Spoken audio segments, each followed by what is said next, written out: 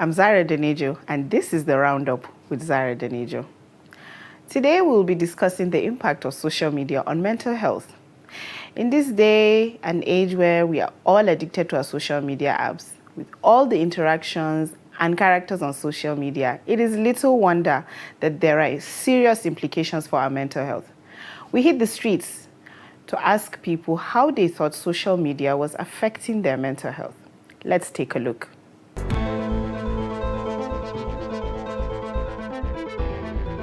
Social media has its positive and negative ways. In a positive way, there are sometimes I feel down. I go to social media, I laugh, and there are other times when I have serious panic attacks based on what I see on social media. I shouldn't be saying this, but I have anxiety disorder, and then some kind of stories that just flare it up and everything. Yeah, so especially cases of people committing suicide and the rest. Yeah, so it has really gotten a turn out of me in some way. Just be free now, live your life, man. Like most people are on this social media, like they're living a fake life. So basically, you just have to be yourself. It doesn't really matter how your friends are doing. It just matters how you're doing and how you're trying to grow. Social media has been going, like it's something that is part of our life now. So, and people have been addicted to it, and some of us gain things, some of us lose things in social media. The fact is that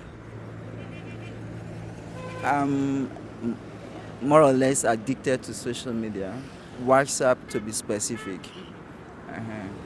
And because I don't really want to get too much addicted, hence some other mainstream social medias I don't so go in there. Something like Facebook, I am not really in Facebook.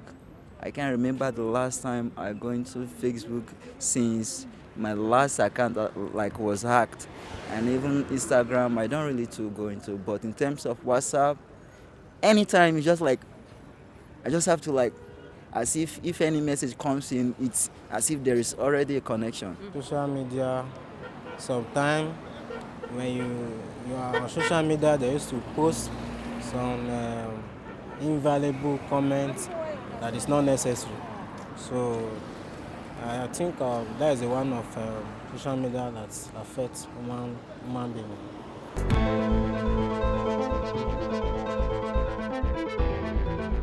With me in the studio to dissect this issue is Aisha Buba. She's a psychologist, a therapist, and a mental health counselor. Welcome to Roundup. Thank you.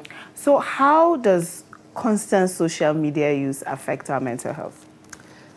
So I think it's important for us to establish what mental health is. It's a state of well-being where an individual is able to cope with the stressors of life and can contribute meaningfully to their society, can maintain healthy relationships. So this is what sums up what mental health is.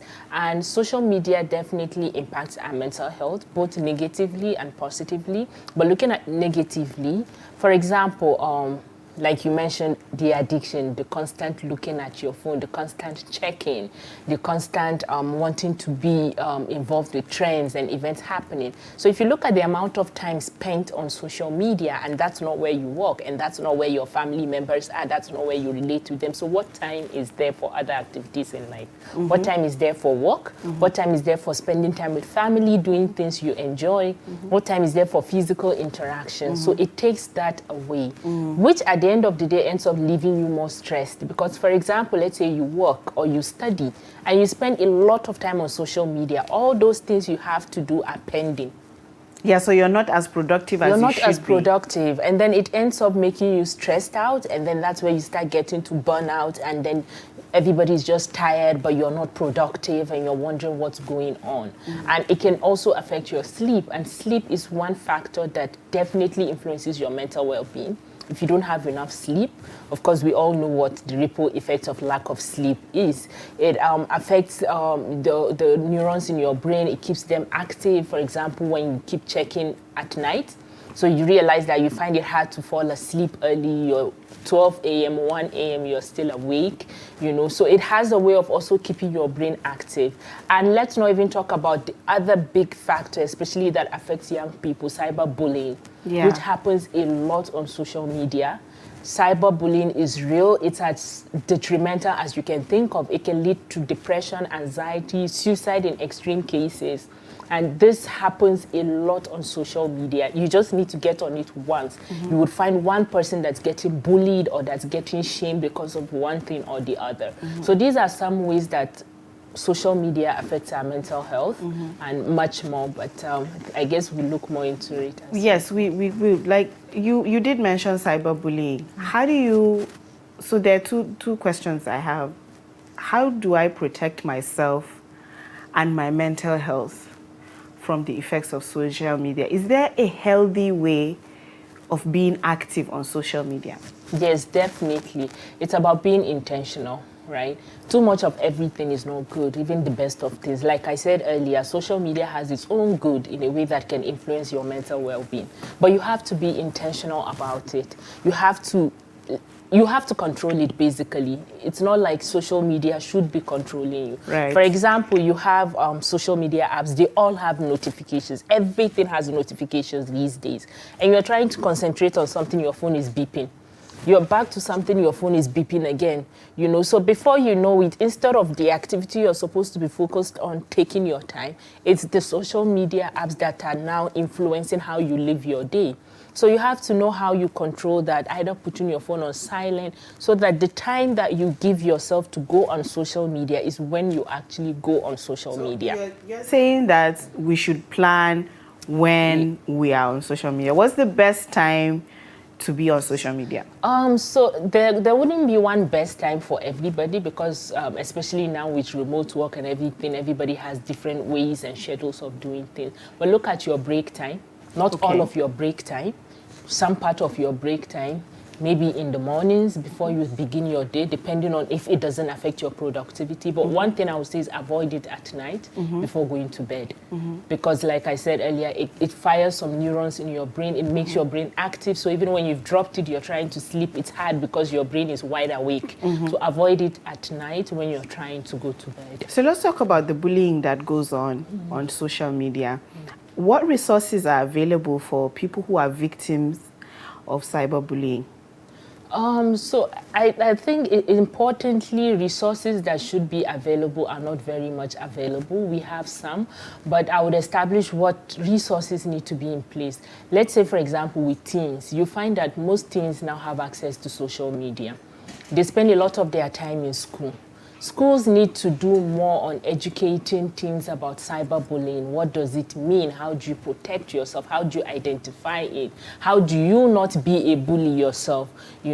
Parents need to have open conversations. They need to be able to monitor what their children or their teens are getting into on social media, what's not healthy for them, what's healthy for them. For adults, it happens to us too as adults. Anybody who is on some popular social media knows not to make a mistake even with your grammar, because then again, people can come for you. So when you find yourself overwhelmed, getting depressed or anxious about what's happening with you on social media, seek help. Speak with someone. You can speak to a friend or a trusted family member or a trusted support system. You could speak to a counselor, which is not very much readily available for us in this part of the world. But for example, in the FCT, we currently run a helpline on the national emergency number 112, which started last year, 2021. You can call at any point in time to speak to a counselor. And these are type of issues that you can speak to a counselor about. This is what's happening to me. How do I deal with this? This is how I am feeling. So it allows you to just take off the burden of yourself and just rub minds with somebody. So that's another resource that's available. For those outside the FCT, there are so many other NGOs, not so many, there are a few NGOs out there that are also providing mental health counseling support for people who are struggling with one form of mental health issue or the other. And cyberbullying is definitely a major contributor to poor mental health. Yes. So apart from, like as a therapist, what social media app do you think is the most toxic for mental health? in your estimation? Are you sure they won't sue me? I can, as you said that, I could think of one like immediately or two, but Because people always say Twitter is a tough crowd. yeah, it is a very tough crowd. I use it too, but I am very, very conscious of how I use it, how I put myself out there. And almost every day when I check my timeline, I can see cyberbullying happening in one place or the other. It's your opinion, it's your life experience, but then everybody just changes everything, you know, and turns things around. So that can be toxic to a very large extent, depending on how people use it. But don't you also think that we've gotten to a point where we share too much on social media? I feel like the less we know about each other on social media, the better our interactions will be. It's not even, I think, the too much, but it's social media is an illusion. People show you what they want you to see. But what's out there, it's not necessarily what's there. When you talked about which one is more toxic, there is another platform that maybe allows people to show pictures of events going on with them. And everybody's life looks very rosy and glossy. And you're like, okay, all the issues happening, who are they happening to? You know, so it gives this illusion. It doesn't necessarily, even when people share so much, it doesn't necessarily reflect reality. And some people get affected by it. And they feel like, oh, I'm not doing so much, I'm not achieving much, my life is not good enough. You know, they don't focus on the little good moments in their lives because they are seeing all of these really glossy, fancy things that's being shared by a lot of people. But a lot of times it's just an illusion. Yeah. But what about using, so for example, on platforms like Twitter, they have like mute buttons, and then they have mute functions for certain words that can trigger you. Do you advise users to take advantage of these resources? Please use it as overuse Muting, it. blocking. Yes, please. Use it. Everybody has a reason for being on social media. Some is to educate themselves. Some is to put out their brand or their business. People are there for a lot of positive reasons. And if this is other toxic things are getting in the way of your goals, please delete, mute, do whatever it takes to just cleanse your own timeline and let it reflect your goals for being there. Yeah. If someone has been bullied online, what steps should they take immediately they start feeling anxious or depressed? I think it's important to stay off. Sometimes we feel the pressure like we need to fix it, Sometimes it's beyond you, you really can't fix, and the more you keep pushing, the worse it keeps getting. So give yourself some time off. And if you notice with social media, people move on. Yeah. As intense as something is, people move on immediately. So just give yourself that time for things to die down a little bit. Even if you feel like you need to do damage control, before you end up doing more damage to yourself, just take some time off, take that break, and give yourself time. As you're healing, you're also trying to understand things better, your thoughts get clearer. So whatever you're going to do, whatever your reaction would be, will not be from a very overwhelming place, but from a more well-thought, well-planned place. So give yourself a break. If it's getting overwhelming, you're finding yourself getting super depressed or very, very anxious, speak to a counselor, seek help.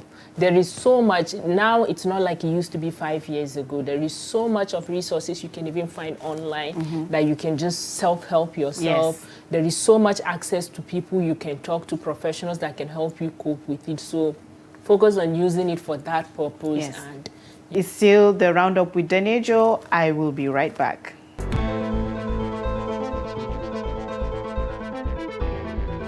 Welcome back to the Roundup with Zara Denejo. If you're just joining us, we're discussing the impact of social media on mental health. I'm still with Aisha Buba, and our discussion continues. What do you suggest governments should do? Do you think that governments should censor social media companies, or that social media companies should regulate themselves? so I think when we talk about what government should do, we are always looking at from the consequence angle. After it has happened, government should do this to stop it from happening.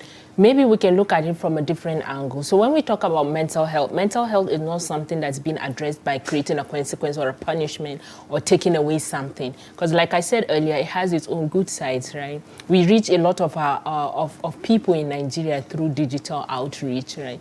How about equipping people with the skills to be able to manage all of these negative consequences?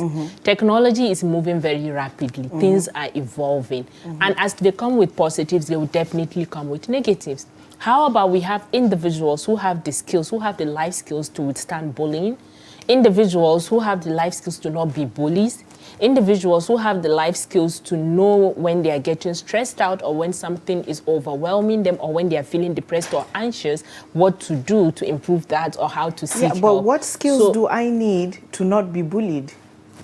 This is very, look at school curriculums, right? Starting from our schools, like every single school in Nigeria, irrespective of where it's located, how many schools have school counselors? That when a child is getting overwhelmed, they can speak with. That lets them know that it's okay to feel ABC type of emotions, and when these are happening to you, these are the support systems that are there in the society to help you. Right? Look at our curriculums. How many of them have mental health education? How many of them have life skills? And when we say mental health education, we're not just talking about teaching people about depression, symptoms of anxiety, symptoms of all the mental health disorders. No. Teaching kids about how to be assertive, it's mental health education. How to be able to speak up when things are not right. How to be able to look out for themselves. Teaching kids how to manage stress, it's mental health education. But what about, I'm already an adult and I'm already on social media. How can I protect myself? So what skills do I need, really? That's where we go gradually. So how do you protect yourself? You need, assertiveness is not just for kids, it's for every individual, even as an adult. Unfortunately, people look at, where can I seek this as an adult? That's why workplaces also need to do better in terms of having mental health policies, in terms of having policies that checks bullying, that checks when an employee is getting overwhelmed by something, what support system is there for them. As an adult, you also need to wake up and seek things for yourself. You need to learn assertiveness skills. It's not too late. You need to look at how you can learn how to use social media better. You need to be able to know how to look for positive things on social media. For example, like I said, we use social media, even as an organization, for digital outreach. We put out a lot of resources about how to take care of your mental health when you're struggling with bullying. This is how it feels like, this is what you can do when you're struggling with drug use or addiction, all of these resources are there online. As an adult, you have to seek them also. So you have to also know how you regulate. Regulation doesn't always have to come from government. Government can regulate. You also need to regulate as an individual. So yes, government can regulate and censor some things, but it's like once this is censored, something comes up again. Twitter was banned a couple of months for a while. And did cyberbullying end in Nigeria? No, it did not. There are other platforms that can happen. So what does this do? Does it stop the fact that cyberbullying is happening? So maybe more policies that actually checks these type of things and regulates them and checks the type of conversations that happen, all of these type of things. Because cyberbullying happens even in situations where you think you are advancing a good cause for the country, like activists. Activists can be cyber bullies. And they can be narcissists. Yes. So they are doing a work that's supposed to advance the cause of maybe marginalized people or vulnerable groups or for the advancement of the political situation of the country. But in the process of driving that, they can also be bullying people. Yes, because what tends to happen is that you are interacting with people who are like you. So you're literally in a bubble. And when you come across someone who doesn't agree with your worldview or your point of view, your answer is to attack. Yes. Your answer is not to educate or to dialogue. Yes. Your answer is to attack. And I think the model for it is, the algorithm model for it it supports that. The more outrage there is, the more your engagement, the more people see your content. Is that also a mental health issue? You mean the way they react? Yes, the reactions. So everybody has a mental health, right? Sometimes it suffers distress, just like when you have a physical health. Sometimes there are challenges with it. Sometimes it's top-notch, it's good, and it's in a good place, right? So the fact that you're a certain type of person doesn't make you immune or doesn't protect you from going through mental distress. Somebody can be traumatized, and they are exhibiting trauma on other people, right? So their response to situations is coming from a place of trauma. that's a mental health issue. That's a mental health concern that needs to be addressed. Somebody can be stressed out and they will be reacting to it from that place of being stressed out. You know, so it can be anybody, it can any response, anything put out there on social media. It can be coming from a mental health distress angle. But you don't know. The person also hasn't sought help. They don't have any support system to address that, and they don't know what is going on with them. This conversation we're having about social media and mental health and cyberbullying, I can assure you that probably before I have this conversation again on media, on a national platform, it could be another 1 year or 2 years. Why? These are conversations that should be happening regularly.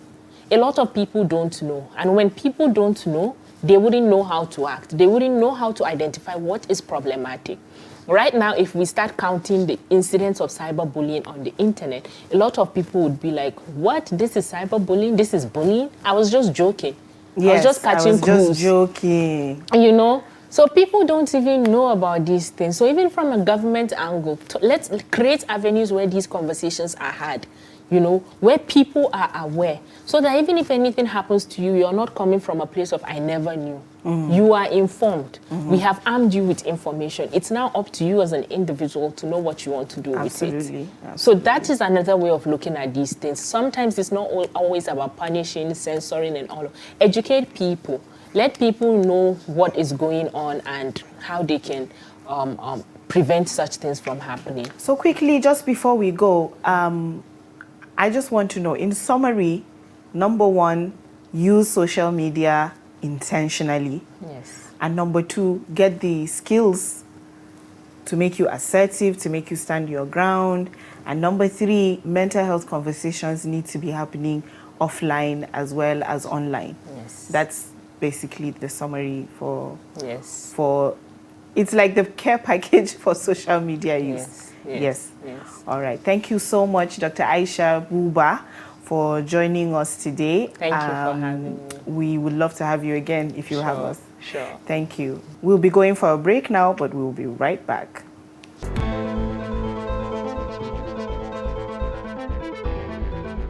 That's our show this week. Thank you for joining me on the Roundup with Zara Denejo, and I will see you next week.